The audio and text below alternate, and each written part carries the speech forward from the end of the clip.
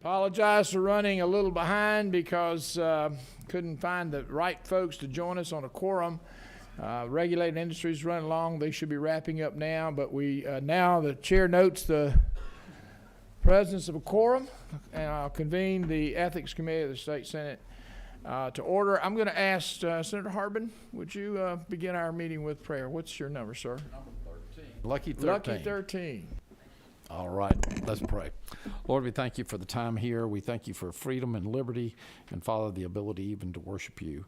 Ask, oh Father, that you would bless the time that we have here, give us wisdom, discernment, and knowledge, and Father, that we would honor you in all that we do and all that we say, and we'll thank you in Christ's name. Amen. Thank you, Senator. We have three bills on the agenda for this evening.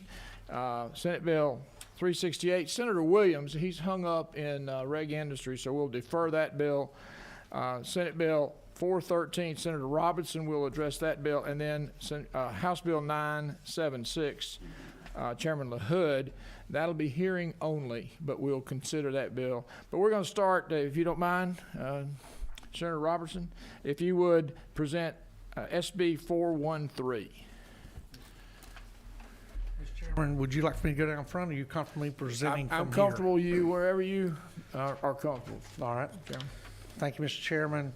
What I've got before you today is substitute to SB 413. It's going to be LC 560124, S as in Sierra. And committee, what this bill does, just to verify, that bill was a late sub, and it should be in your left-hand folder. Is that correct?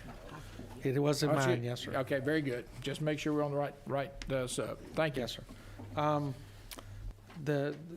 This bill came from a group of constituents I met with. It was one of their concerns that elections, special elections related to special taxes such as SPLOST, LOST, eSPLOST, that these elections tend to be held in what they called the off season during the summer and other times when the voter turnout was low, and they felt that because these pieces of legislation impact so many people in the community when it comes to taxes, that the election should be held along with other elections. So what I did is I took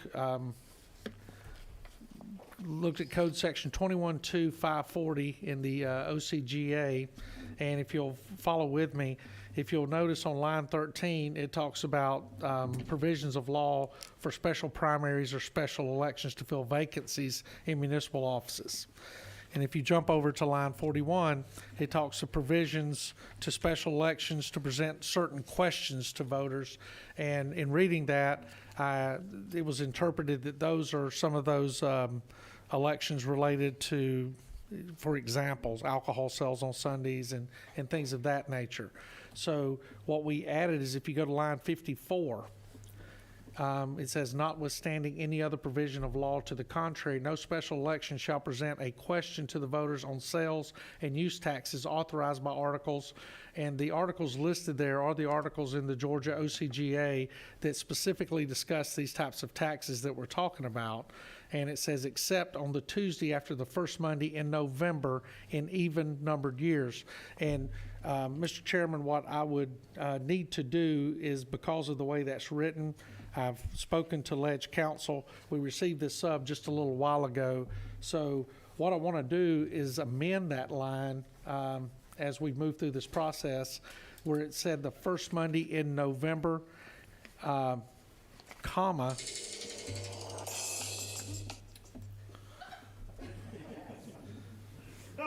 that was Hawaii 5-0. Yeah. Yeah. That was pretty good. Book them, Dano. But it would say first Monday in November. What line number again, please? I'm on line 57. Thank you. After November, it would be a comma. And then it would say, let's see, first Monday in November, comma, general primary, comma, or the presidential primary. And I'm sure Ledge Council may want to massage that a little bit. It's saying it out loud sounds a little clunky, and what that would do is that would, if there were a special taxation election or referendum, it would be held in November, or it would be held in May during consolidated government, municipal elections, or school board elections, or it would be held during the presidential preference primary, which is every 4 years. But it would be held at a time in conjunction with other elections, so that it would not be a standalone election that could be just held any time of the year. And with that, I'd entertain any questions from the committee, Mr. Chairman. Thank you. Senator recognizes Ledge Council. Yeah. Clarification? Well, I've got an actual suggestion. Instead of what Senator Robertson has proposed, if I might suggest, if the intention of his amendment is to only have these sales tax elections occurring in even-numbered years, it's not that I'm missing. No, sir. The reason I said November and not November, even and odd, is because the way these taxes run, the cycles, if we held them in even number of years, then there's a greater opportunity for a break in the collection cycle, to where if a community wanted to continue the tax, if I just held it in the even years, then during the odd year, they would not be able to do that. And many communities, and Mr. Thornton, Mayor Thornton with GMA is very familiar with this, that in many communities, these are ongoing taxes and they will renew them in an election. And I don't want to break the cycle, which is one reason further down you'll see I lowered the 80 days down to 50 days. So if it is November, the revenue collections would be able to start after the December 31st date. But to answer your question, and I'm sorry, I would want them to be done in either November of odd or even years. Question for just a clarification question. Would you strike the word even-numbered years? If your intention Yes, is sir. to allow Yes, sir. them to be Every November. every November, Or would you say every November an even number and odd number years? that covers them all. Where I guess I'm getting confused then is the language about the general primary and the presidential preference primary. Those are only going to be in even-numbered years anyways. Right. So if the intention is for it to be in a November election, regardless of odd or even, and then in concurrence with the general primary or the presidential primary, is that what you're looking to do, Senator? I'm looking to ensure that there's not a gap, but Okay. that when these elections are held, they are held during a time when there is for lack of a better word, a legitimate election, and not an election that is a standalone, only addressing a tax issue. And, I've been in your office enough. I think I trust you on how you feel about this. And if I know ACCG's here, GMA's here, representative of the school board associations here, so I'd welcome any input from those groups if they see anything that is concerning about the language that we're talking about. But So the intent is to be able to have these SPLOST, T-SPLOST, E-SPLOST votes, referendum votes, when there is a substantive election, whether it be general or primary, is that correct? Or presidential preference even? yes, sir. Okay, but and it would not be limited to even-numbered years. Correct. And if I could, I'd ask Ledge, is that clear, Mr. Morelli? Is it? Let me recognize the Senator. He may have a solution.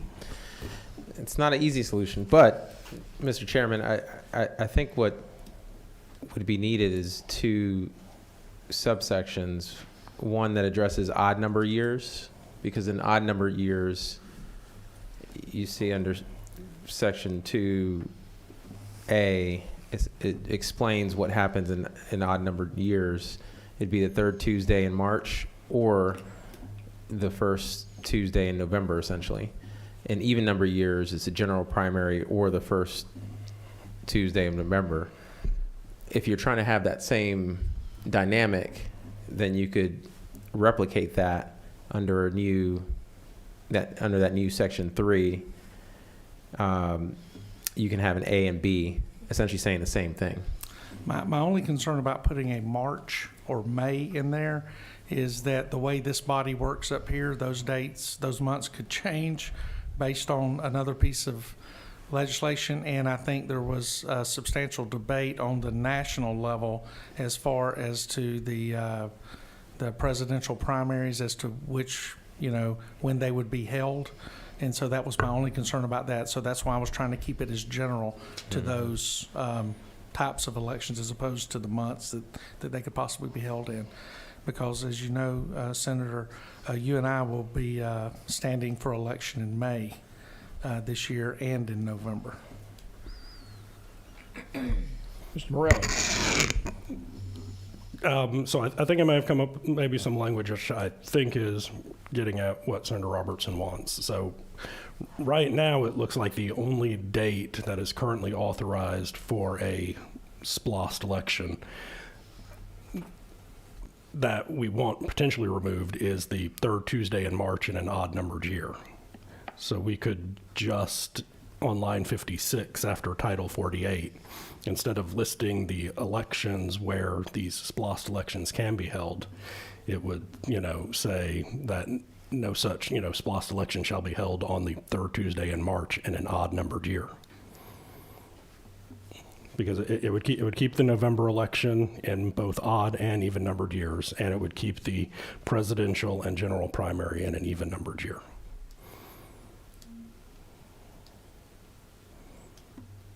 Again, if I'm misunderstanding, I apologize. I think all that student debt paid off. Senator, my question is,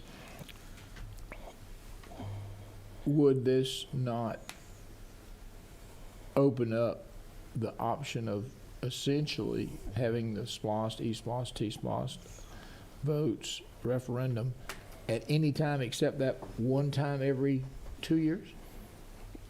They're already authorized to be held on any of these dates. Exactly. And so the one date that, from what I think I'm understanding, is the March election in an odd-numbered year. And if we just say in the language here on line 56 after Title 48, notwithstanding a provisional law to contrary, any of these question for any of these sales taxes shall not be held on the third Tuesday in March in an odd-numbered year. And that takes out that potential standalone March odd-numbered year election. Well, but, and I think to Chairman Burns's point, I do believe doing that would open up the opportunity for them to hold it, say, in June. And so what I want to do is to limit the areas that they can hold the election, not where they cannot. Well, And that was the November odd or even number years and general primary. And if the numbers, if it works correctly, and with the experts in the room, I think leaving the presidential primary out of it every 4 years, we could just drop that out. I think if we do the November odd and even years and the general primary, because the general primary would cover school board elections and those municipal elections and consolidated governments that normally are different than those elections in municipalities that hold their elections in November. But if, okay, I think I understand what the concern is now. yes, sir. Thank you. Any other questions? Any other comments? Senator Robertson, are you comfortable moving this bill?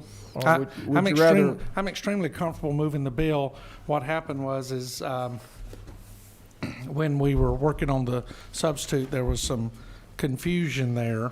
And again, if And I'm not saying any of these organizations, I would say neutrality is probably where most of these organizations sit. But if I could invite representative from GMA up to discuss, we had discussed it before in ACCG, to see what they were comfortable with. I'd like to get clarification on the Right. language. That's the key. Yes, on the language that we had discussed. Yes, thank you. And Jim, I did change where you and I had discussed, and I said the presidential primary. If you see where there's an issue with that, then, yeah. No, Thank you. Certainly, we're delighted to have ACCG here and GMA here. So share with us your insights. okay. Well, thank you, Mr. Chairman. Jim Thornton, Director of Government Relations at GMA. And I'm Dante Handel. I'm with ACCG. And appreciate the opportunity to work with Senator Robertson on this bill.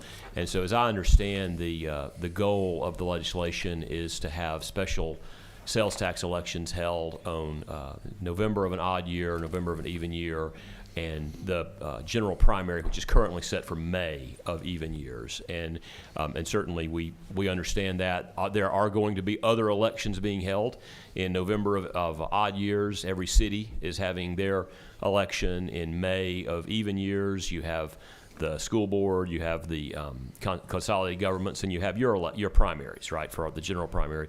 And then in November of the even years, you have the main general election. So as long as we have a date in every year, I think we're okay, because some SPLOST, T-SPLOST, et cetera, run for 5 years, some run for 6, most run for 4.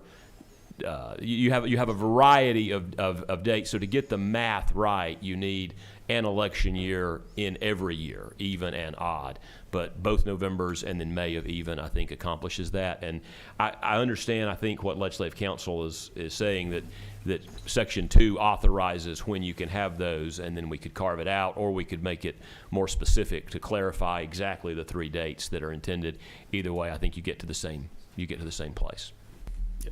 So I agree with everything that Jim said, and really appreciate Senator Robertson working with us on the bill and bringing the measure.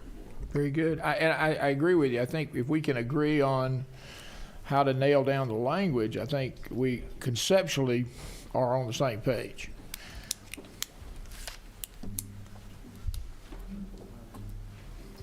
We'll take just a moment and allow the author to consult with Ledge Counsel to come up with the language that would be acceptable. The good news for our ex officio members is we're beginning to backfill. But if you'll just bear with us through this decision, then we'll ask you to, somebody gets the short straw, so we got one more to come. Waiting on Senator Butler, so we may have to ask Senator Estabos. She's on the way. Chairman, I think we have some language. Good deal. Ms. Morelli, can you help us with the language that would be sufficient and appropriate? Yes, sir. I think after conferring with Senator Robertson, what I would suggest is for line 57 to read as followed. So, all the language in lines 54 through 56 would remain the same. And then line 57 would read, November in any year or concurrent with a presidential preference primary or general primary. So line 57, would you repeat that one more time? Yeah.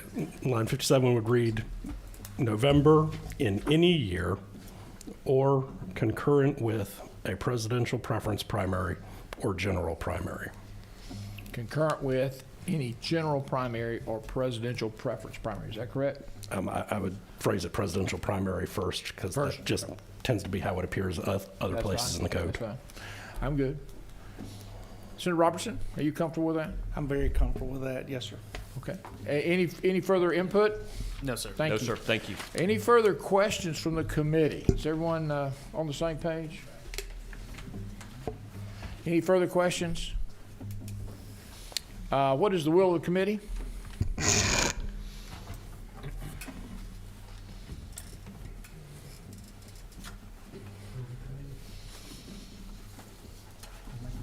What is the will of the committee? Motion do pass by substitute, is that correct? That's correct, Mr. Chairman. All right, I have a motion from Senator Dixon. Second? second from Senator Harbin. Any further discussion or question from the committee? All those in favor of do pass by substitute indicate with the uplifted hand. Fine, thank you very much. The vote is unanimous. Congratulations, Senator. We appreciate your work on this. And again, I'm grateful for my colleagues who allowed us to have a quorum. So, Senator Watson, you can enjoy the rest of your evening. Okay, Senator Dixon, thank you very much. And if you don't mind, Senator Estevez, if you'll just wait a minute for Senator Butler. We don't want to leave Senator Jones to defend himself. Okay, alone. Short end of the stick. Yeah, we'll get that. Thank you, gentlemen. Okay. Why don't we shift the order just a bit and let Chairman LaHood bring his bill, and that'll give Senator Williams a chance to kind of catch his breath and his thoughts. And we want to have a chance to hear House Bill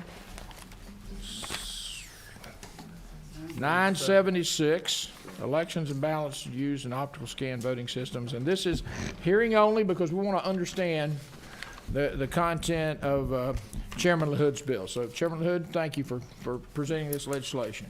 Thank you, Chairman Burns. So, House Bill 976 passed the House with broad support on January 31st.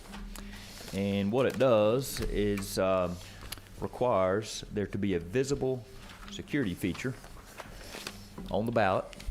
This includes all ballots, ballots produced by the ballot marking devices and absentee ballots.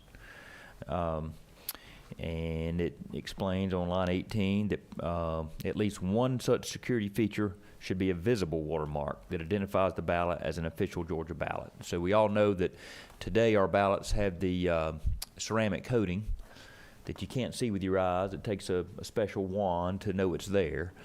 And so I've heard from lots and lots of voters and a lot of our members in the General Assembly that it would be good to have a visible security feature so that when you're holding a ballot, you know it's official. And our friends at the Secretary of State office also support the idea. And I call it a low-cost, high-value election integrity measure. So that's the bill in summary, and I'll be glad to answer any questions. Questions from the committee? Any questions? Senator Harbin? When you say watermark, let's define what we're talking about. Is define what your bill is defining a watermark as. So I checked with Ledge Counsel on the definition of watermark, and I might need to refer to him to help answer your question. But to me, a watermark, and the intent here is that for there to be an identifiable, visible security feature. And we just used the word watermark to describe that. You know, we could have said security mark. Some asked if watermark was a proprietary symbol, and in our research, it's not. It's just describes a visible feature that would be printed on the ballot. It would be printed on the ballot to identify that could not be reproduced. I'm assuming That's would be the the other idea, part. that it would be something that the Secretary of State's team would design, and represent, the official ballot. I believe they've said that, they may not be able to prevent another party from attempting to duplicate, obviously, but the idea is for it to be unique enough to where it would be difficult to systemically duplicate. Some of the watermark paper that I've seen, black light will expose the watermark on it. That would be one way to do it. The other way is with a seal of some kind, which can be more costly from that standpoint. But what you're you're doing is, and I was looking for, is there a definition in code for watermark, what that would look like or what that would be? That would be my question. Ledge Counsel, Stewart, Mr. Morelli, would you be able to help us clarify? There is no definition of a watermark currently in code. to reference back to it. It would just be a visible feature on the paper. And, with visible, my interpretation of that is it's visible with the human eye, not, needing a black light or some other such, or holding it up to the light shine through with it. Since this is hearing only, just in conversation, would it be to define what that watermark would look like? It may be the state of Georgia, it may be Oglethorpe, or whatever it may be. I was just looking at, when we say watermark, that's a broader definition, and have something that would be how do I say, a distinguishable mark, maybe that could not be replicated. Right, and I've even had some conversations about having it copyrighted, Okay. so that it's protected. Okay. Would it be more clear to indicate as a visible security mark? Or, I'm a little concerned about water. Let's go ahead and, Majority Leader Gooch? I was going to try to say something funny, but I'll get in trouble. With the watermark being something like at State Farm Arena, would that be a watermark? But never mind, it's too soon. You'll get that on the way home. That was a move. I'm kidding. I would recommend. Don't go there. I would recommend before we bring this back for a final vote, that we do define what that watermark or that security mark is, and that we make it consistent throughout every county in the state. So that way everybody doesn't have their own. I would absolutely want it consistent. Right. That's the intent. Right. Is that good? Thank you. Senator Robertson. I hate to overcomplicate things, but our friend in the dictionary says a translucent design impressed on paper during manufacture and visible when the paper is held to the light. And I think just by it being held to the light does not necessarily mean that can be the only way it can be visible. There are watermarks that are visible to the eye, but they permeate through the paper or cloth or whatever the ballot's made of. Therefore, it prevents somebody from being able just to stamp their own on there. And so I think, and again, not to beat up on Ledge Council, but and I think at the beginning of the legislation, we can identify based on what this legislation, for the purpose of this legislation, we can define what watermark means for this. So it's a really simple fix. I think it's a great idea. So I don't think we need to get wrapped around the axle on the definition of watermark. It's fairly simple. I would say the only question that I would have is in the implementation phase. Biggest concern I hear from election officials around the state is the current supply of ballot stock that would not have this feature, and whether they would be allowed to work through that inventory prior to utilizing this new feature. Yes, so I've heard those same concerns from election superintendents who've already purchased paper, have it on the shelf, and we believe that almost all of that paper will be used up through the primary season and any other special elections that might happen between then and the November general. So the idea is that the paper with a visible watermark or security feature would be used in the November general. So if there's any waste, it's believed that it will be minimal. I appreciate that, and I concur with that phased-in approach where we could utilize those things. I believe we might have a few counties, a handful of counties, and I would point out Cherokee County, and acknowledge the fact that they have concerns about having a large supply of current ballot paper that they have invested in, and they want to find a way to utilize that. That's right.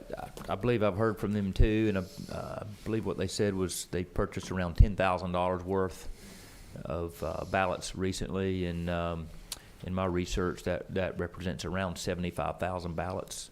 I don't know what their normal voter turnout is, but I would hope through a presidential primary, preference primary, a May primary, and then any other special elections that may occur, that would mostly be used up. But your intent would be to have this mark on the ballot for the November 24 election. Is that correct? That is correct. Okay. Senator Harvard? as I understand it, we currently use security paper, or a security paper. And as you're looking at watermark, is it possible, and this is just a question, that it would identify the ballot where it is? I don't know whether that helps us or not, but that watermark, that each county might have its own distinct watermark. Don't know, there's just a thought. And that might be something just to think about, is how do we identify where they came from? Not to identify the voter, but to identify that they came from Fulton County, Fayette County, whatever. Don't know, just a thought.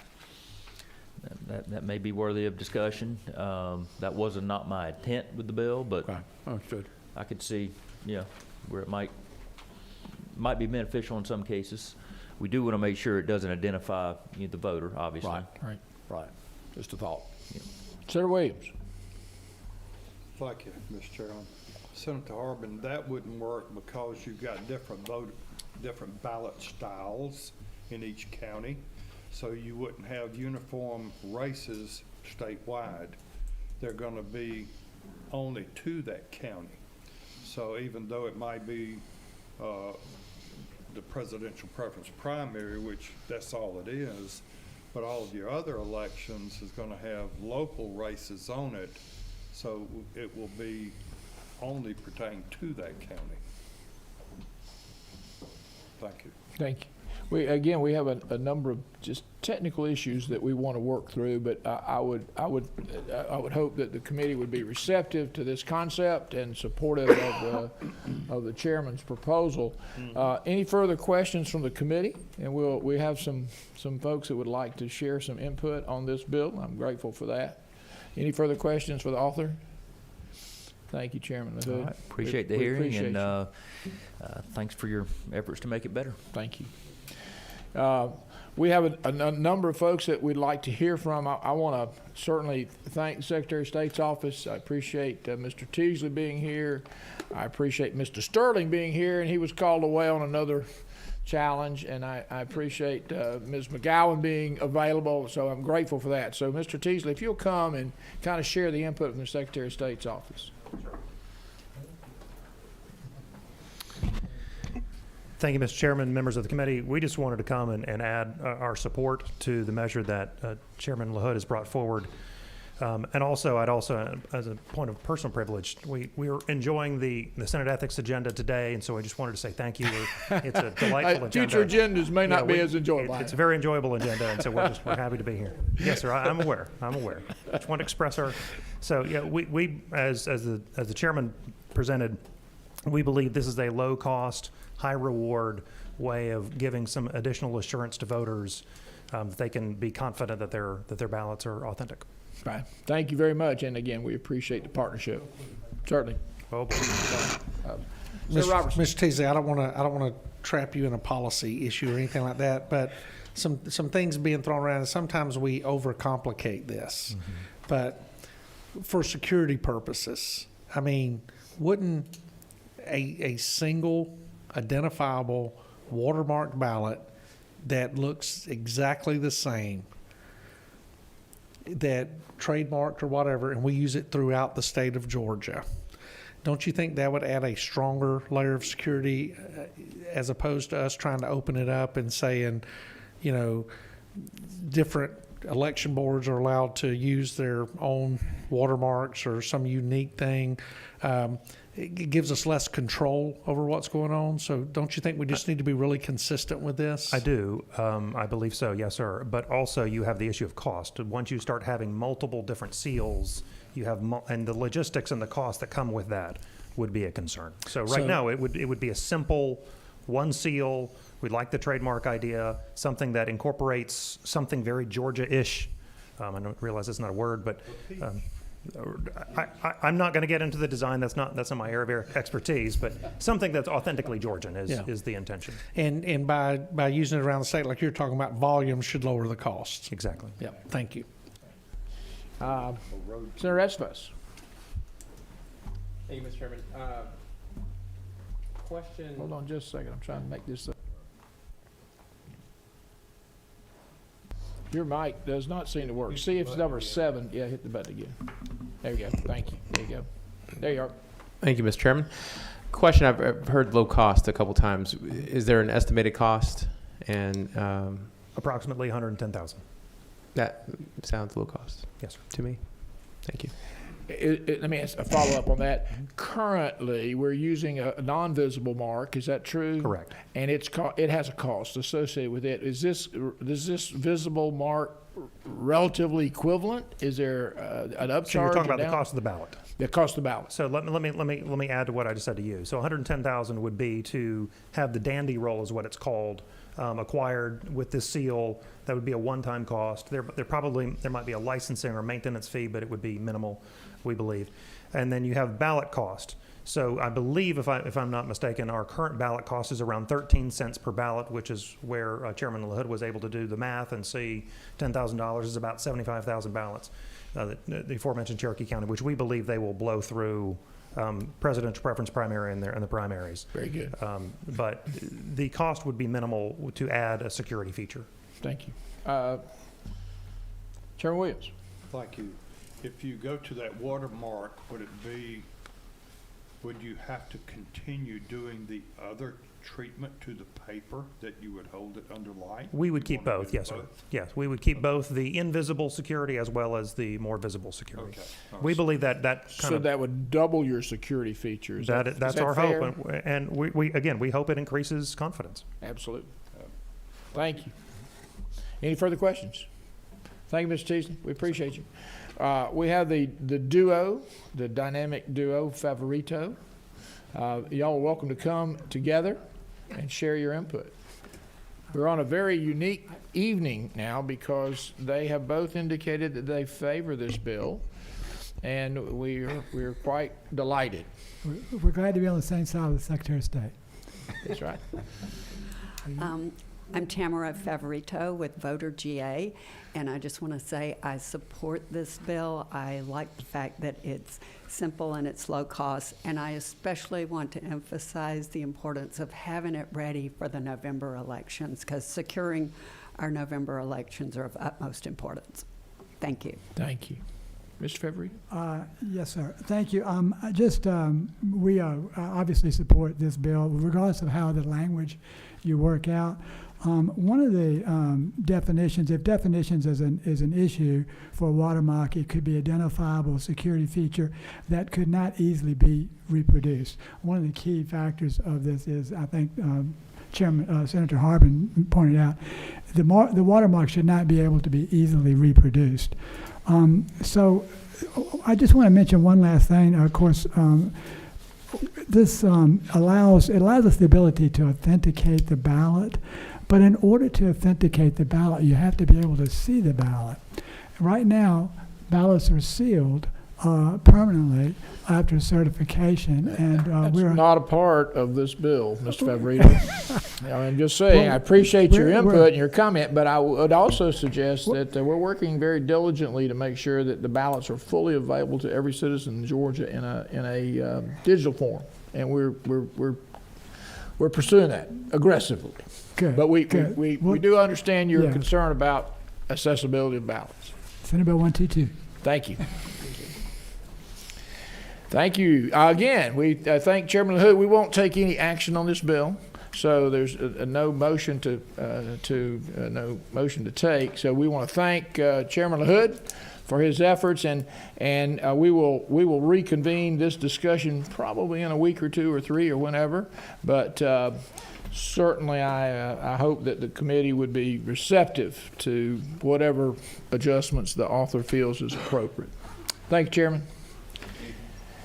Okay, we're going to move on to our last bill for the evening. This is Senate Bill 368, Senator Williams, LC 472688. If you would, please share with the committee your bill, Senator. Thank you, Mr. Chairman. Thank you, committee. This is Senate Bill 368.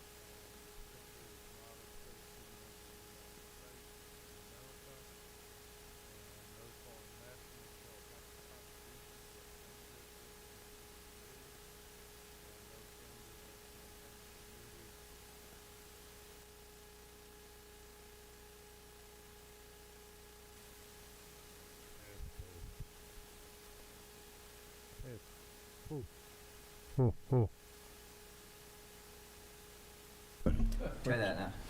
Test. Oh, what did you do?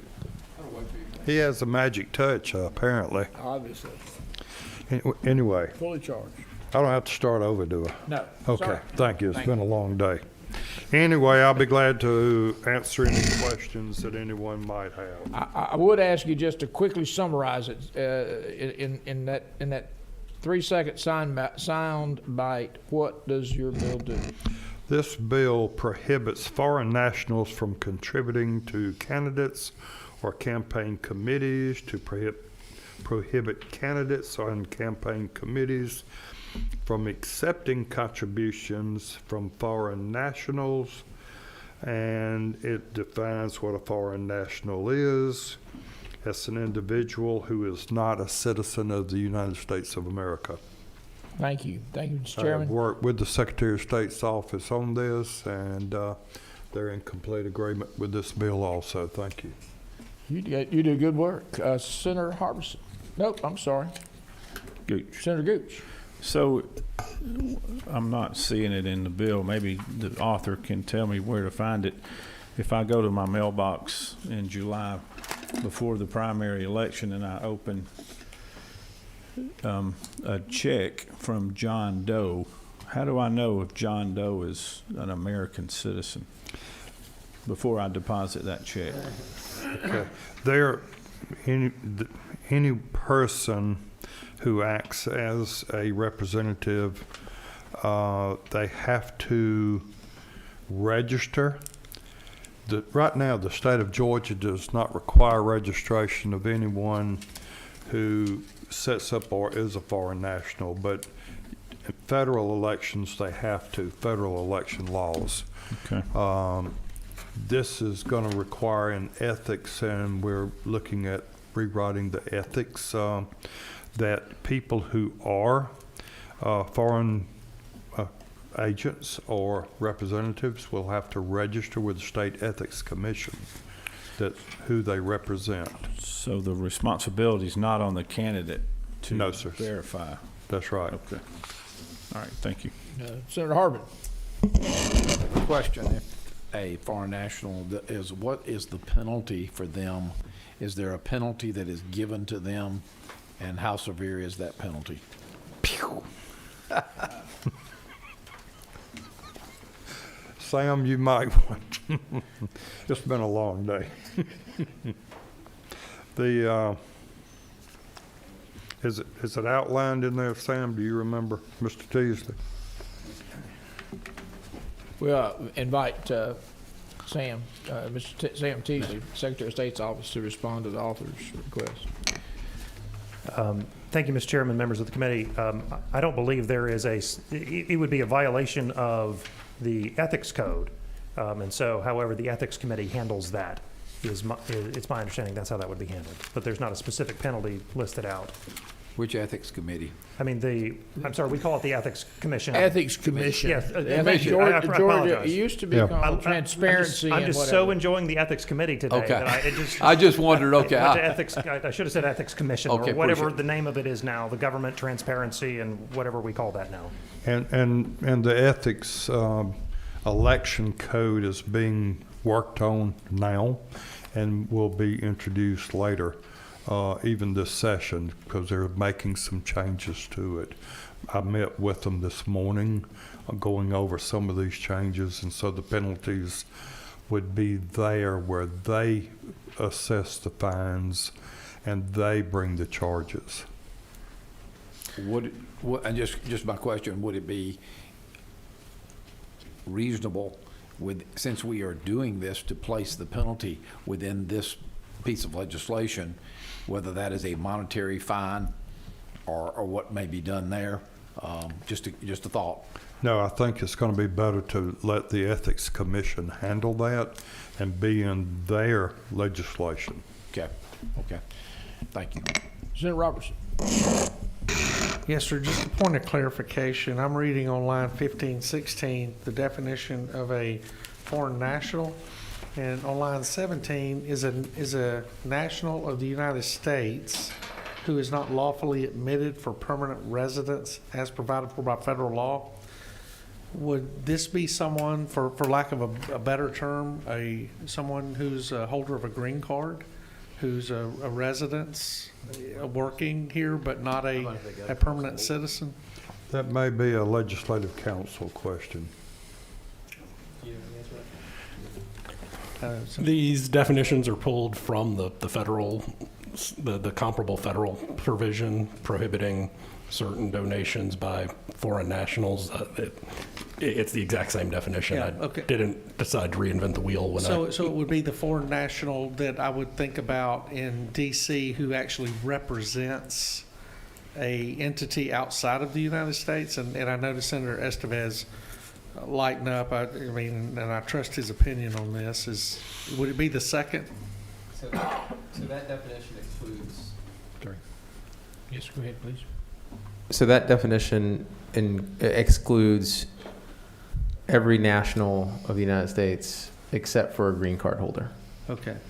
So relatives that I have that live and work in this country but are actually citizens of, say, Mexico, they would be able to contribute to my campaign if they so chose? They would not. Okay. That's what. They would not. They would not. Thank you. Senator Gooch. I hate to go back, but to my original question, if you look at section 2, lines 23 and 24, 23 says no foreign national shall make a contribution to a candidate or campaign committee. That's pretty straightforward. Lines 24 says no candidate or campaign committee shall accept any contributions from nationals. So if we accept it, whether we know it or not, we're in violation of state law. But so do we need to add knowingly accept it, or I guess the minority whip over there to help us on that as a prosecutor. How do you look at that as a criminal action? Well, the way it's structured right now, yes, it does seem to be just a strict liability offense. If you accept it, that would be it. But I haven't gone through the election code like council has, I'm sure. But the way it's structured is not requiring any knowingly. It would seem to be a strict liability offense.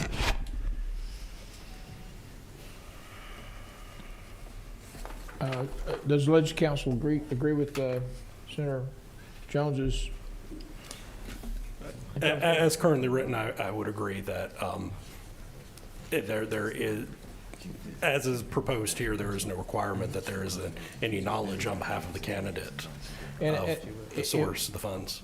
If I may, Senator Gooch, is your intent to make sure that if a candidate inadvertently accepted a contribution, they would not be the liable party? Is that correct? That's correct. And I'd turn to the author and say, do you feel like your bill accomplishes that? Or should there be some consideration? I would refer that to attorneys.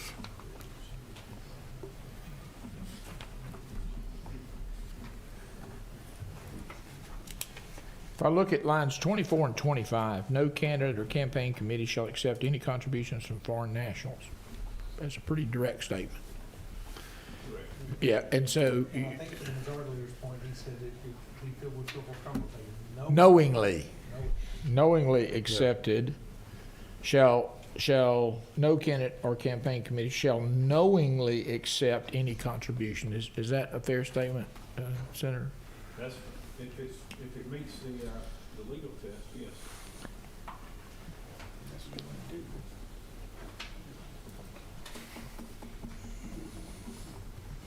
Would the insertion of the word knowingly on line 24 after shall, would that be an appropriate way to ensure that the candidate did not inadvertently become entangled in a crime that they did not know about? Yeah, yes, sir. It definitely raises the bar on what the State Ethics Commission would have to prove to proceed against a candidate. It would not just be the showing that, oh, you deposited a check and we find out you're a resident of or citizen of Panama or some such. So Let's continue the discussion, but let's hold the thought, and if we need to make an amendment, I'll entertain a motion. Senator Estes, you have a solution? No, but I was looking at, We're hoping. well, potentially, I was looking at federal law because a lot of this is already covered by federal law. So I was looking to see if there's language in federal law that holds the candidate or campaign committee accountable, because we know that there have been campaigns in the past at the federal level to return contributions once they discover that something is from a foreign national. So I was curious if there was federal law, but I couldn't find out. That being said, I know that the FEC covers a lot of this already. However, I appreciate my colleague bringing this bill because there are some significant loopholes in federal law.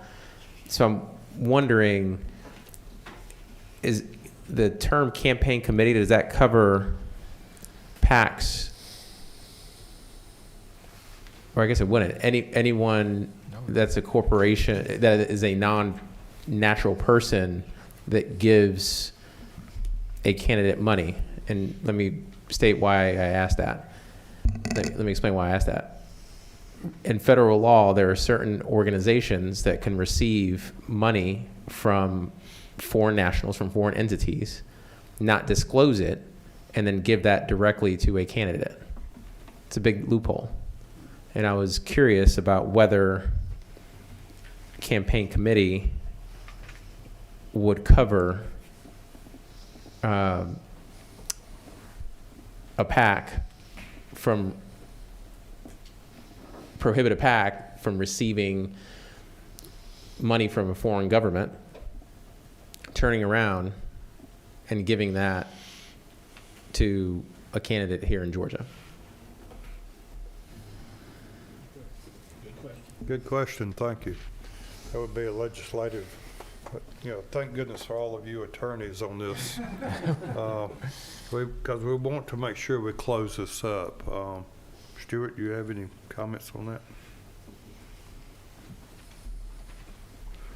I would say that campaign committee is a defined term in the ethics code. I can read it if the committee would like. It's a fairly long paragraph. But it was a campaign committee is a candidate, person, or committee which accepts contributions or makes expenditures designed to bring about the nomination or election of an individual to an elected office. The term campaign committee also means any person or committee which accepts contributions to make expenditures designed to bring about the recall of a public officer, public office holder, public officer holding elective office, or to oppose the recall of a public officer holding elective office, or any person or any committee which accepts contributions or makes expenditures designed to bring about the approval or rejection by the voters of any proposed constitutional amendment or statewide referendum or a proposed question which is to appear on the ballot in this state or a county or municipal election in this state. There's also a definition for independent committee in the ethics code, which is any committee, club, association, partnership, corporation, labor union, or other group of persons other than a campaign committee, political party, or political action committee, which receives donations during the calendar year from persons who are members or supporters of the committee and which expends such funds either for the purpose of affecting the outcome of an election for an elected office or to advocate for the election or defeat of a particular candidate. And then there's a longer definition of political action committee as well. But the best news is we have a very clear definition of a campaign committee. Is that correct? Yes, sir. In a legal sense. We have definitions of campaign committee, independent committee, and political action committee already in the ethics code. In code. All right, and so I would just point out that on line 23, no foreign national shall make a contribution to a candidate or campaign committee. And then in line 24, no candidate or campaign committee shall accept any contribution from a foreign national. We're considering inserting the word knowingly accept. Is that a fair statement of where we are in this discussion? Senator Estes? I just want to make sure that we're including all the potential committees, because I think, well, I guess you're the Secretary of State's office. You're not necessarily the ethics Commission. I'm trying to figure out who would know these rules, but whether it's an independent committee, I think if you're an independent committee, you don't have to report expenditures if it's under, or contributions if it's under $20,000. So maybe we should be including all the various types of committees and not only have a campaign committee in there, because those reporting requirements can get tricky, and that's how loopholes pop up. So Would I don't you- know the solution. I'm just throwing it out there. Would you suggest that that on line 23 of foreign national no foreign national make a contribution to a candidate, a campaign committee, and then iterate alternative committees, independent committee, or the various types of committees? I mean, the intent is to prohibit foreign nationals from influencing Georgia elections. Is that correct, Senator? That is correct. And again, I think if we can go back to Ledge Council and say, how many different committees are defined by statute? More than There are three different types, yes, sir. 3 campaign committee, Independent independent committee, committee, and political action committee. political action committee. Those are the only 3 defined in code. Is that correct?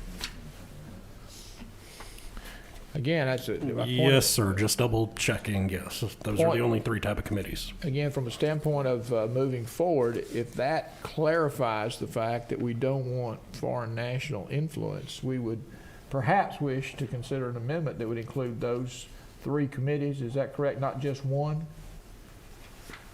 Yes, sir. Okay, very good. So just put that in your little notepad, and let's any further discussion on the bill as presented by the author with the conversations we've had, primarily centered around on section 2, lines 23 and 24. Any questions about any other areas of the bill, or any other questions for the author? I know the hour's late, and I promised that we wouldn't take long, and that didn't work real well. So, but we do our best. Senator Estes? I just found it. There is a knowing acceptance Knowing acceptance. So for the majority leaders. I appreciate that. So shall know, again, would knowingly work, or do we need to say knowing acceptance? Again, we can, let's think about how we craft an amendment to this, but let's get the rest of our input from our witnesses. Mr. Teasley, do you have any additional information you'd like to add?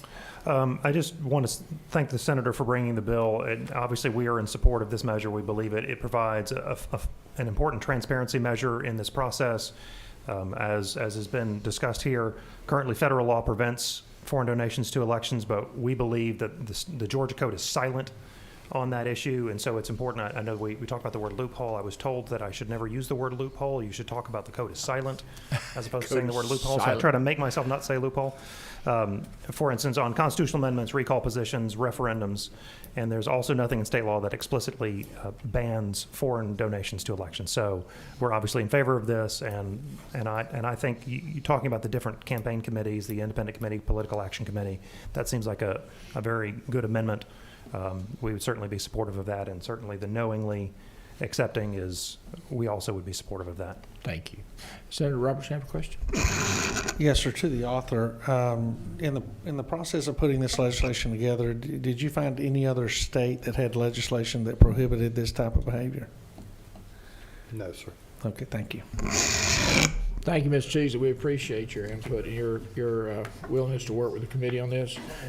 We also have input from the Favorito duo. We welcome you. I agree with everything she says. All right, so you sent the right person, Mr. Favorito. Thank you very much. Again, I'm Tamara Favorito with Voter GA, And I support this bill, and I want to thank Senator Williams for authoring it. I think it's a common sense bill, and I appreciate the discussion here today and would support the amendment for knowingly that you brought up, Senator, and also addition of the committees. Thank you. Thank you. Okay, I think we're to a point of trying to craft a friendly amendment. Is that fair, Mr. Chairman? Yes, sir. Author? So we're looking at a friendly amendment, and I would probably have to ask our attorneys to suggest language for lines 23 and 24. Mr. Morelli. We keep coming back to you, sir. We keep coming back to you, sir. Nothing like I'm going to defer to the senator. Wow. For line 23, I think I would recommend no foreign national shall make a contribution to a candidate, comma, campaign committee, comma, independent committee, comma, or political action committee. Thank you. Make sure we have that language down. And then in line 24? And in line 24, I would suggest lines 24 and 25. Right. No candidate or campaign no candidate, comma, campaign committee, comma, independent committee, comma, or political action committee shall knowingly accept any contribution from foreign nationals. Thank you for the clarification. Will the member, I'll recognize Senator Harbin. Just a question. In that those are defined in the code on the ethics, does that need to reference here that that's where that goes from here? Do you reference that within this bill where it would tie together where you'd know where to go to find it? This bill is actually amending Chapter 5 of Title 21, which is the ethics. Okay. And the Ethics and Government Code. Thank you. Thank you. All right. I need a motion to amend from the committee. I have a motion from Senator Harbin. I have a second from Senator Estevez. Again, any further discussion on the amendment? Amendment as defined by Ledge Council. If there's no further discussion on the amendment, those in favor of Amendment 1, please indicate with the uplifted hand. Need a vote? Thank you very much. That's unanimous. Now, on the underlying bill, I guess I should have done it the other way, shouldn't I? I should have done the bill first and then the amendment. I have to put the bill on the table. Is that right? I need a motion to approve SB 368 LC 472688. Motion. So moved. Now that we have the motion on the floor, we have the amendment. The amendment has been moved and seconded and has now called the question on the amendment. Those in favor, raise your hand one more time. Thank you very much. The amendment is adopted. And finally, we have a motion and a second on the table for the underlying bill. Is that correct? Those in favor of SB 368 LC 472688, those in favor indicate with the uplifted hand. Thank you very much. Motion passes. I want to thank the authors of these bills and the audience who persevered. And I want to note that Ms. Battles remained quiet during the entire 2-hour meeting. And I would anticipate that silence meant that she concurred with everything that went on in this committee meeting this evening. I certainly want to thank. Birthday cake. That was another birthday cake. He thought there was going to be a big Valentine. That's probably what it was. Senator Estevez, one more time. Mr. Chairman, I wanted to see if I could petition the majority leader for overtime pay. Absolutely. You deserve overtime Thank pay. Under consideration. Thank you for your time this evening. Meeting is adjourned. Do we petition the city to make him a permanent member? Well.